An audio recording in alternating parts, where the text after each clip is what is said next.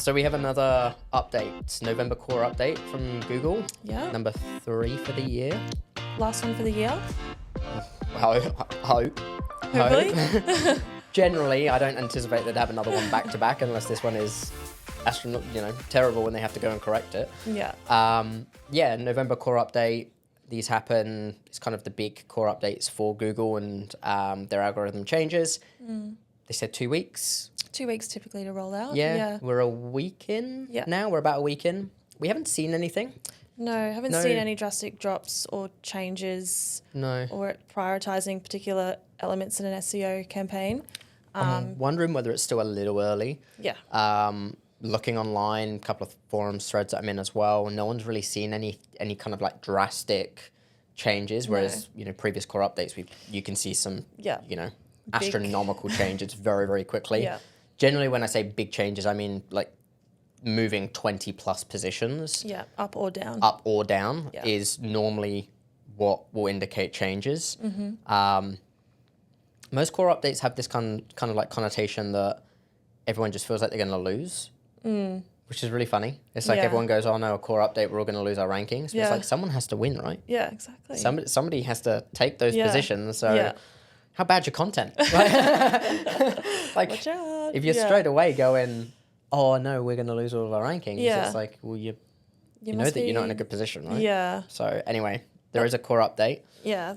The overall goal of Google's core algorithm updates is to just update its algorithm to provide a better experience each time for users online. So as long as, and what we found previously is like, as long as you are not doing black hat SEO tactics, you're not, just relying on AI content, you're not purchasing crappy backlinks that have low DR and irrelevant to your website subject matter. As long as you are following the right guidelines, producing helpful content of value, doing everything organically, then you should do well. You should do well. Yeah.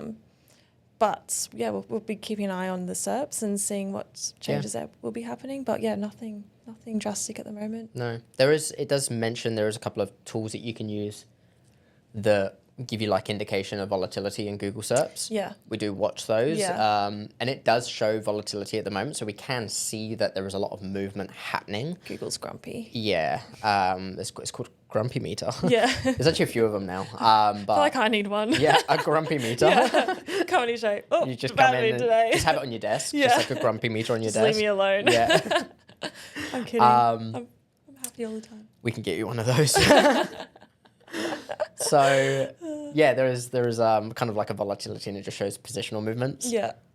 Like I know that there is going to be some changes, and over the next week we'll notice it more and more. Yeah.